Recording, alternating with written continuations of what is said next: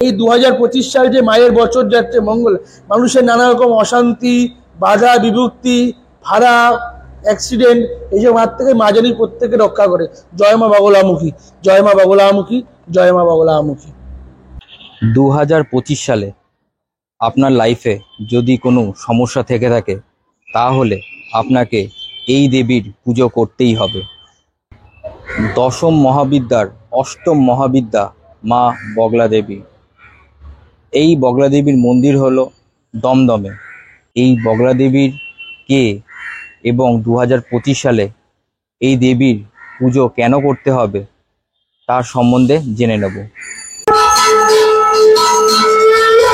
40 বছরের মা বগলামুখী মন্দির। আপনারা দেখছেন প্রায় জায়গায় ঠাকুর কিনে এনে প্রতিষ্ঠা বসানো হয়, কিন্তু এনাকে এখানেই প্রতিষ্ঠা করা। আজ থেকে 140 বছর আগে এখানকার জমিদার ছিলেন রাধিকা প্রসাদ সান্যাল।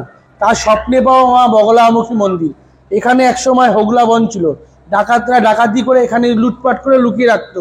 সেই সময় মা তাকে রাধিকা প্রসাদ সান্যালকে স্বপ্ন দিয়েছিলেন, আমি মা বগলামুখী অষ্টমের সিদ্ধিদাত্রিত সুখপ্রদা, অরিপু ধ্বংসকারী, সংহারকারী, শত্রু দমনকারী। এবং যে 2025 সাল এত যে মঙ্গলের বছর, মানুষের যাতে মঙ্গলের সমস্যা, সে মঙ্গল সমস্যার সমাধানের জন্য মায়ের আবির্ভাব। মা এখানে পুজো করতেন, আমার আগে পুজো করতেন মৃণালকান্তি ভট্টাচার্য, তার আগে পুজো করতেন তার বাবা জিতেন্দ্রলাল ভট্টাচার্য, তার আগে পুজো জ্ঞানেন লাহিড়ী, যে আমাদের মতিল কলেজের সংস্কৃত প্রফেসর ছিলেন।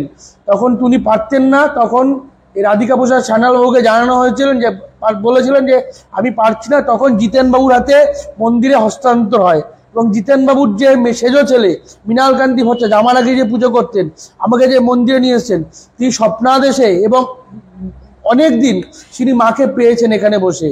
এমন দিন পুজো করছে, একটু মায়ের থালায় ফুল নেই, শুধু বলছে মা আমি তোমার পুজো করবো কি করে।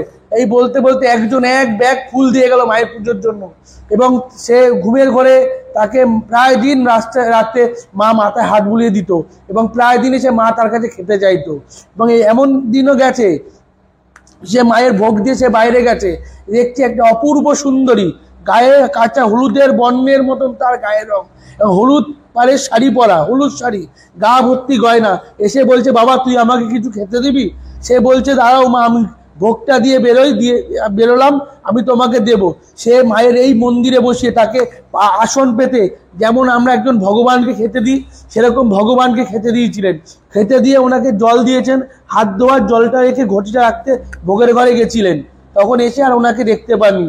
তারপর উনি রাখতে বলেছিলেন যে আমি তোর কাছে গিয়েছিলাম, তুই আমাকে ধরতে পারলি না। বলছে মা আমি তুমি এসেছিলে, আমি বুঝতে পেরেছি।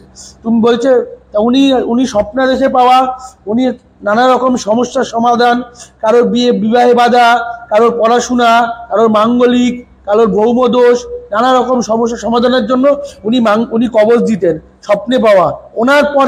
ওনার পরে মায়ের সেই আদেশটা আমি পেয়েছি। আজকে 22 বছর ধরে আমি মায়ের সেবা করছি। উনি থাকতে আমি সেবা করতাম, এখন বেশি আরো সেবা করছি ওনার সঙ্গে, বুঝেছেন। মায়ের সাথে আমি 2002 সাল থেকে মায়ের সঙ্গে রয়েছি, মায়ের এখানে পুজো করি এবং আমিও মায়ের দর্শন পেয়েছি। এবং প্রতি বছর 29শে বৈশাখ, 13ই মে বেলা 12:30 থেকে 1টার মধ্যে প্রত্যেক বছর একটা বাচ্চা মেয়ে, ফুটফুটে বাচ্চা মেয়ে আসবেই মায়ের মন্দিরে আসবেই, এসে হাত পেতে আপনার কাছে কিছু নেবেই। সে 1 টাকা দিন আর মিষ্টি দিন, সে নিয়ে সেজে চলে যায়, তাকে আর কোনো বছর দেখা যায় না। শুধু বছরে একটা দিনই মা তাকে দর্শন দেয়। মা দুর্গা যখন পিতৃগৃহে যাওয়ার জন্য মহাদেবের কাছ থেকে আদেশ চেয়েছিলেন, মহাদেব যখন তাকে যেতে রাজি দিতে চাচ্ছিলেন না, তখন মহাদেবকে মা দুর্গা 10টা রূপ দেখিয়েছিলেন। কালী, তারা, মহাবিদ্যা, ষোড়শী, ভুবনেশ্বরী, ধূমাবতী, বগলে, সিদ্ধ, মিদ্য, মাতঙ্গিনী। 10 মহাবিদ্যার মধ্যে অষ্টমীতে সিদ্ধিদাত্রী মা বগলামুখী। মা শত্রু নিধনকারী, অরিপু ধ্বংসকারী এবং মানুষের অনেক রকম যে গুপ্ত শত্রু থাকে, গুপ্ত শত্রু নিধন করেছে মা বগলামুখী। আমি প্রত্যেককে বলছি, প্রত্যেক ভক্ত মায়ের ছবি ঘরে রাখুন, মায়ের ঘরের দরজার উপর রাখুন। প্রতি শনি মঙ্গলবার মাকে হলুদ ফুলের মালা, ধূপকাঠি, মোমবাতি দেবেন। মাকে কিন্তু কোনো সময় কালো কোনো সময় কালো কালারের ধূপকাঠি দিয়ে মাকে আরতি করবেন না, মা কিন্তু তাতে রুষ্ট হয়। মাকে সবসময় হলুদ ধূপকাঠি দিয়ে পুজো দেবেন। এবং প্রত্যেককে বলছি, মাকে ঘরে রাখুন সব ভালো, কিন্তু দয়া করে মাকে খেতে দেবেন না। কেন দেখুন, আমরা প্রত্যেকটা মানুষ, আমরা নানা রকম কাজের জন্য বাইরে যাই, নানা রকম কাজের জন্য বাইরে 2 দিন 5 দিন 10 দিন যাই। মাকে অভুক্ত রাখা যায় না। মাকে যদি প্রতিষ্ঠা করেন, মাকে কিন্তু রোজ জল ফুল আপনাকে দিতেই হবে। এবং ছবিটা রাখুন, পাথরের মূর্তিও রাখবেন না, মিনময়ীর মূর্তিও রাখবেন না। মিনময়ীর মূর্তি রাখলে আপনাকে তাকে আলাদা মন্দির করে তাকে রাখতে হবে। পাথরের মূর্তিটাকে তাকে আলাদা করে মন্দির করে আপনি ঘরে রাখতে পারবেন না। এই যে দশম মহাবিদ্যা, কোনো সাধারণ মানুষ যদি ভাবে যে না আমি এটা নিয়ে চর্চা করবো বা তন্ত্র সাধনা নিয়ে চর্চা করবো, তার কি করা উচিত? আগে দেখুন, আমি বলি দশ মহাবিদ্যা সবাই করুক, ঠিক আছে। আগে দশ মহাবিদ্যা হচ্ছে প্রধান হচ্ছে দক্ষিণাকালী। কেউ যদি দক্ষিণাকালী অর্জন করতে পারে তাহলে দশ মহাবিদ্যা করা উচিত। এবং আমি প্রত্যেককেই বলি, বগলা ধূমাবতী ছিন্নমস্তা নিয়ে খেলা না করাই উচিত। খেলা করলে দেখুন, যেমন ভালোটা তেমন খারাপটা। যদি আসনে বসে ভুল করেন, আপনাকে আসনেই কিন্তু মেরে দেবে মা যেমন ভালো তেমন কিন্তু মা খারাপ। ছিন্নমস্তা ধূমাবতী আসনেই মেরে দেবে, মা কিন্তু আসনে মারবে না, আপনাকে তিল তিল করে মারবে।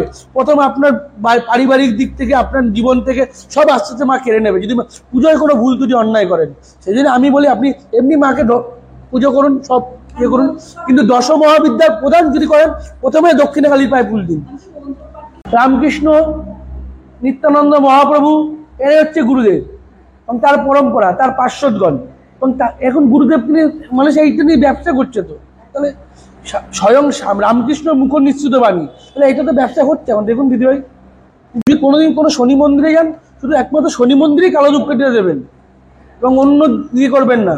বাড়িতে কালো ধূপকাঠি জ্বালাবেনই না। কালো ধূপকাঠিতে শনির দৃষ্টি পড়ে। আপনি চন্দন কাঠি দিন, এমনি ধুনো ধূপকাঠি দিন, এমনি অন্য সব কাঠি দিন, তা বলো, কিন্তু কালো কাঠি দেবেন না। তো কেমন লাগলো আমার এই ভিডিও, প্লিজ কমেন্ট করে জানাবেন। আর ভালো লাগলে লাইক শেয়ার করবেন। আর চ্যানেলে নতুন হলে সাবস্ক্রাইব করে আমার চ্যানেলের পাশে থাকবেন। তো দেখা হচ্ছে আবার পরবর্তী ভিডিওতে।